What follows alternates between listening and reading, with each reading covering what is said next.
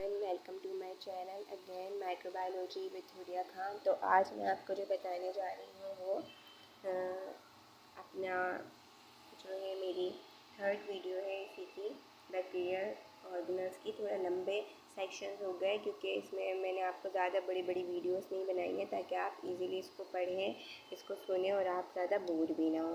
तो अब हम स्टार्ट करते हैं आज का lecture. Capsule. The capsule of most bacteria consist of a polysaccharides. ये ज़्यादातर जो है पॉलीसेक्राइड के बने हुए होते हैं capsule. The bacteria of a single species can be classified in different capsular serotypes, यानी कि जो सीरोटाइप्स होती हैं ना इनकी, तो उसके बेस पे इसको डिफरेंट क्लासीफाई भी किया जाता है इसकी बेस पर कैप्सूल की, based on the fine chemical structure of this polysaccharides के, जो इसकी पॉलीसेक्राइड के जो एक फाइन स्ट्रक्चर्स है उसके थ्रू। तो अगर हम ये छोटा सा इंट्रोडक्शन था कैप्सूल का, ठीक है। तो अगर हम इसके फंक्शन की बात करते हैं तो ये क्या करता है, अटैचमेंट करवाता है सरफेसिस से, प्रोटेक्शन अगेंस्ट फेगोसाइटिक इन्गल्फमेंट जो फेगोसाइट से इन्गल्फमेंट करते हैं उससे प्रोटेक्शन करवाएगा ये कैप्सूल। ओकेजनली कीलिंग और डाइजेशन, ओकेजनली जो कीलिंग होगी उसके होस्ट की बैक्टीरिया के, उसको जो है डाइजेस्ट करवाएगा और किल करवाएगा। रिजर्व ऑफ न्यूट्रिएंट्स और प्रोटेक्शन अगेंस्ट डेसिकेशन, मतलब कि जो मतलब न्यूट्रिएंट्स वगैरह जो रिज़र्व करने का काम है वो भी ये कैप्सूल ही करवाता है, और जितने भी दूसरी हार्श इन्वायरमेंट है उससे भी प्रोटेक्शन ये जो है कैप्सूल भी करवाता है। तो कुछ जो बैक्टीरिया होते हैं वो कैप्सुलर होते हैं, कुछ नॉन कैप्सुलर होते हैं। तो इसमें डिफरेंस होता है कैप्सूल में भी, जैसे कि फ्लैजिला का मैंने बताया है वैसे इसका भी होता है कि इसकी बेसिस पर भी बैक्टीरिया को क्लासीफाई किया जाता है। अब हम बात कर लेते हैं फ्लैजिला की। तो फ्लैजिला में क्या होता है, the flagella singular flagellum are made up of a class of linear protein called flagellin. ये लीनियर प्रोटीन से मिलकर बनता है जिसका नाम है flagellin. The basal body transverses the cell wall and cytoplasmic membrane to another to ensure the flagellum and enables it to whirl about its axis like a propeller। यानी यही चीज़ ये बता रहे हैं कि जो भाई इसकी जो सेल वॉल जो होती है बैक्टीरिया की, जो साइटोप्लाज्म होता है उसके ऊपर ये फ्लैजिला लगे हुए होते हैं। अब वो डिफरेंट टाइप्स के होते हैं, मोनोट्रिकस, लिपोट्रिकस, ये डिपेंड करता है बैक्टीरिया कौन सा है। तो ये चीज़ यहाँ पे बता रहे हैं। फ्लैजिलेटेड बैक्टीरिया डिस्क्राइब एज कौन कौन से होते हैं, मोनोट्रिकस, लिपोट्रिकस और peritrichous, depending on how the flagella are arrange. तो उनकी अरेंजमेंट पे डिपेंड करता है कि कौन से बैक्टीरिया में किस टाइप की अरेंजमेंट है। फ्लैजिला का फंक्शन क्या होता है, flagella give bacteria the ability to move about activity, यानी कि अपनी एक्टिविटी के अकॉर्डिंग मूव कर सकें। तो यही इसका फंक्शन कहलाता है कि भाई अगर बैक्टीरिया हार्श इन्वायरमेंट में है उसको मूव करना है सही इन्वायरमेंट में जाने के लिए तो फ्लैजिला काम आएगा, या उसको जो है प्रोडक्शन करवानी है या फिर उसको अपने न्यूट्रिएंट्स के लिए खाने के लिए कहीं जाना है तो फ्लैजिला के थ्रू मूवमेंट करेगा और फिर अपनी एक जगह से दूसरी जगह अपनी फॉर्म को चेंज करेगा। तो इसमें मैं और भी आपको वाज़ेह कर दी हूँ कि जो है मोनोट्रिकस और एम्फीट्रिकस होते क्या हैं। अब ये देखें इसकी अरेंजमेंट, मोनोट्रिकस में एक फ्लैजिला होता है, लोफोट्रिकस में टफ एट वन एंड यानी कि एक एंड पे बहुत सारे फ्लैजिला होते हैं। एम्फीट्रिकस में जो है बोथ एंड यानी कि दोनों साइड फ्लैजिला होते हैं बैक्टीरिया की बॉडी के।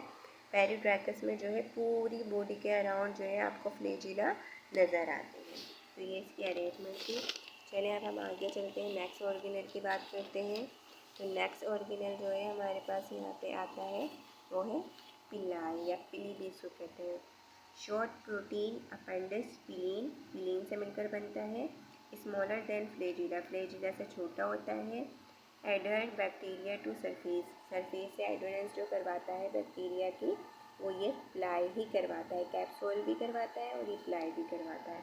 Used in conjugation for exchange of genetic information, conjugation के लिए भी यूज़ होता है जिसको हम एफ पीलस कहते हैं। एफ पीलस इसका एक टाइप है पिलाई की जो कि मोस्टली जेनेटिक इन्फॉर्मेशन को ट्रांसफ़र करने के लिए भी यूज़ होती है। Eight flotation by increasing buoyancy, मतलब कि ये जो है क्या करेगा, ये इंक्रीज़ करवा देगा जो उसकी एक्टिविटी होगी ना, क्योंकि पिलाए समटाइम रिप्रोडक्शन में भी हेल्पफुल होता है, तो इसलिए ये पॉइंट दिया हुआ है फ्लोटेशन का। The other function of pili is receptor site for some viruses.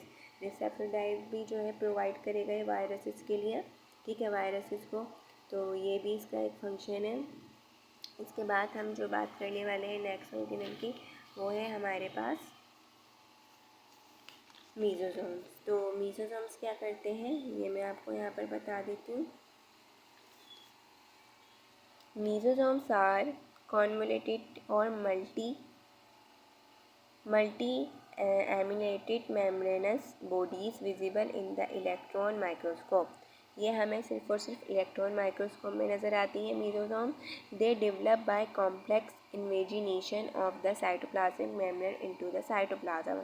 और कहाँ पर होते हैं ये, साइटोप्लाज्मिक मेम्ब्रेन होते हैं, मेम्ब्रेन में होते हैं साइटोप्लाज्म के अंदर। और इनका काम क्या होता है, फंक्शन क्या होता है, functioning in the compartment of DNA at cell division and sporulation. जो स्पोरिलेशन का प्रोसेस होता है, स्पोर जर्मिनेट करवाना या फिर जो है उनको यानी कि डीएनए के अंदर जो फंक्शन होते हैं, सेल डिवीजन के जो फंक्शन होते हैं, वो मीजोसोम्स करवाता है। Having a function analogous to the mitochondria of the eukaryotic cell providing a membrane support for respiratory enzyme. तो जितना भी, जैसे कि अगर हम यूकार्टिक की बात करते हैं तो इसमें माइटोकॉन्ड्रिया ये वाले फंक्शन परफॉर्म करता है, जैसे कि कौन सा फंक्शन, जो है मेम्ब्रेन को सपोर्ट करना या फिर रेस्पिरेटरी इंजाइम को सीक्रेट करवाना। यानी जो वो फंक्शन जो ये माइटोकॉन्ड्रिया यूकार्टिक के अंदर करवाता है, वही एज इट इज फंक्शन मीजोसोम्स जो है बैक्टीरिया में करवाता है। फॉर एग्जाम्पल, अगर किसी बैक्टीरिया में सेल डिवीजन का फंक्शन नहीं हो रहा तो वो खुद ही से मीजोसोम जो होगा वो ये फंक्शन जो है परफॉर्म करवाएगा, ठीक है। इसके बाद हम बात करते हैं नेक्स्ट ऑर्गेनल की, जिसका नाम है ग्लाइकोकैलस। ग्लाइकोकैलस क्या है, glycocalyx is a viscous glutinous material that is synthesized and excreted by the cell. ये जो बैक्टीरिया सेल है वो सीक्रेट करता है, एक ग्लूटेनियस मटेरियल होता है, ठीक है, जो एक्सक्रीट करता है bacterial cell. It accumulates on the external surface, और कहाँ से, एक्सटर्नल सरफेस से बैक्टीरिया की, of the cell wall and the surrounds the cell, cell के सराउंड में होता है। This extra cellular material is compose of, किससे मिलकर मिलता है, पॉलीसेकेराइड से और पेप्टाइड से। डिपेंड करता है कि कौन से टाइप की स्पीशीज़ है, यानी कि कौन से टाइप का बैक्टीरिया है, तो ये उस पर ग्लाइकोकैलस उसका डिपेंड करेगा। अगर फंक्शन की बात कर लें तो फंक्शन क्या करेगा, glycocalyx also protect the cell from dehydration से बचाता है, यानी कि जो पानी की कमी अगर बैक्टीरिया सेल में हो जाए तो ये उससे इसको प्रोटेक्ट करवाता है बैक्टीरिया सेल को। Some bacteria can utilise carbohydrates of glycocalyx as a source of nutrients when energy level is low. अगर किसी बैक्टीरिया में एनर्जी लेवल लो हो जाएगा तो ये क्या करेगा, कार्बोहाइड्रेट्स को glycocalyx as a source of nutrients utilise करेगा जब एनर्जी लेवल बैक्टीरिया का लो होगा, तो ये इसका एक इम्पॉर्टेंट फंक्शन है। अब हम बात कर लेते हैं फिब्रिया की। The fimbriae are usually shorter and more numerous than पिलाए।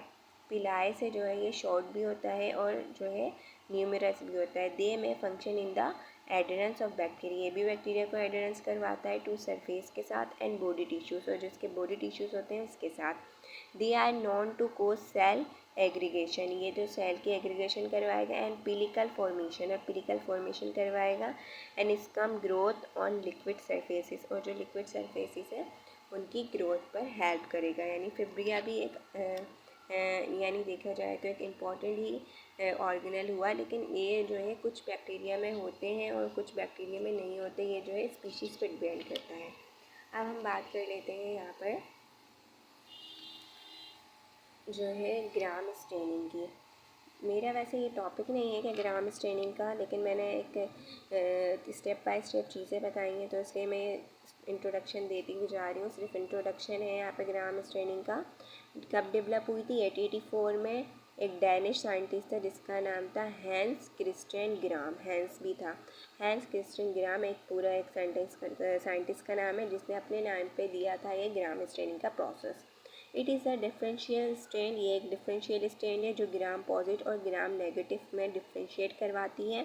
इन this in this bacteria are first stain with crystal violet, सबसे पहले क्रिस्टल वायलेट स्टेन्स होते हैं, फिर ट्रीट होते हैं मोडेन से, जो आयोडीन होता है मोडेन सोल्यूशन से that fix the stain inside the cell, जो कि आयोडीन जो एक मोडेन है, मोडेन यहाँ पे सिर्फ मोडेन लिखा हुआ है लेकिन उसको होता है आयोडीन। आयोडीन क्या करता है, जो क्रिस्टल वायलेट है और जो आउटर मेम्ब्रेन है इसकी बैक्टीरिया की, उसके बीच में जो फिक्स करवाएगा, इसको टाइटली स्टैंड करवाएगा इनसाइड द सेल, तो वो आयोडीन करवाता है, इसलिए इसको हम केमिकल मोडेन भी कहते हैं। Bacteria are then washed with the decolorizing agent, फिर बैक्टीरिया को डिक्लाइज एजेंट से वॉश करेंगे, सच एज जिसमें अल्कोहल भी हो सकता है या इथेनॉल भी हो सकता है।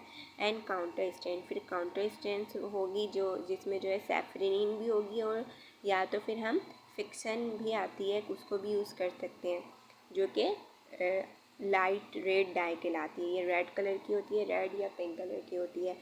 उसके बाद आता है हमारा gram positive bacteria, purple in colour, gram positive होगा तो वो पर्पल कलर में होगा, ग्राम नेगेटिव होगा तो वह पिंक कलर में होगा स्ट्रैंड के बाद।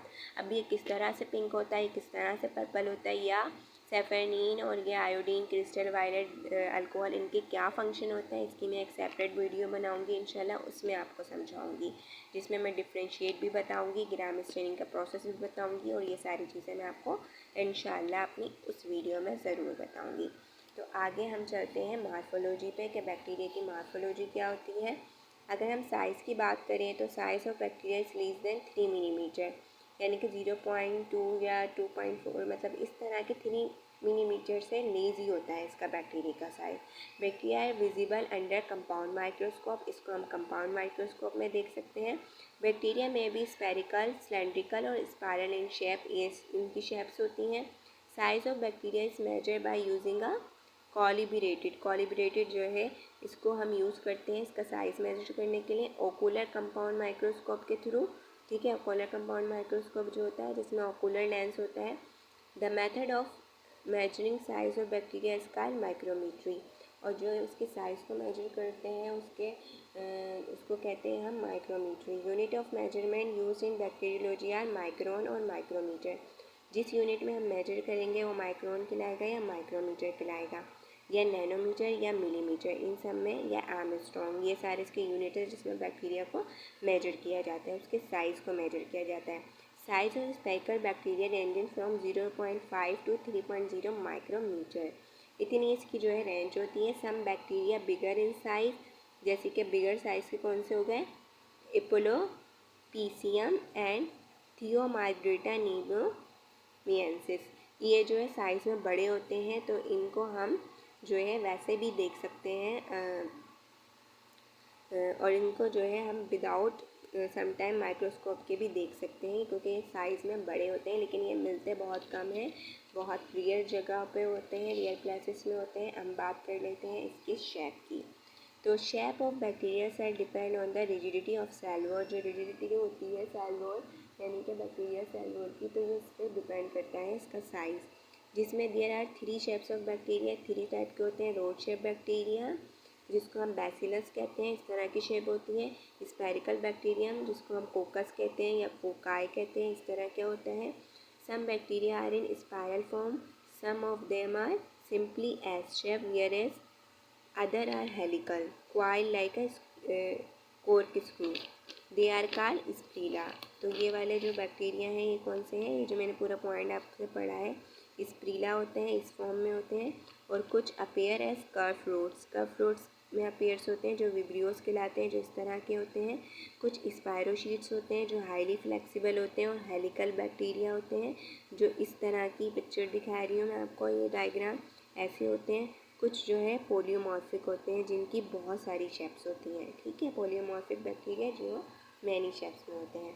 फिर ये कुछ रेफरेंसेस हैं जिसके थ्रू मैंने अपना पूरा लेक्चर तैयार किया है। कुछ स्लाइड शेयर हैं, कुछ माइक्रोबायोलॉजी की microbiology.com है, कुछ जो है बुक मैंने ली है, बेसिक अब्दुल मुबीन खान से लिए हैं पॉइंट्स, तो डिफरेंट जगह से मैंने इसका लेक्चर मर्ज किया है। ठीक है, एंड में मैं इसका कंटेंट लिस्ट भी दिखा देती हूँ। ये पूरी इसी कंटेंट लिस्ट है जिसको मैंने आपको पूरी 3 वीडियोस में, 3 और 4 वीडियोस में अपने लेक्चर को कंप्लीट किया है। So thanks for watching. If you like my video, so please like, share and subscribe my channel. So इंशाल्लाह मैं अब अपने नेक्स्ट लेक्चर में मिलूँगी। तब के लिए अल्लाह हाफ़िज़, take care and thanks for watching again. Allah.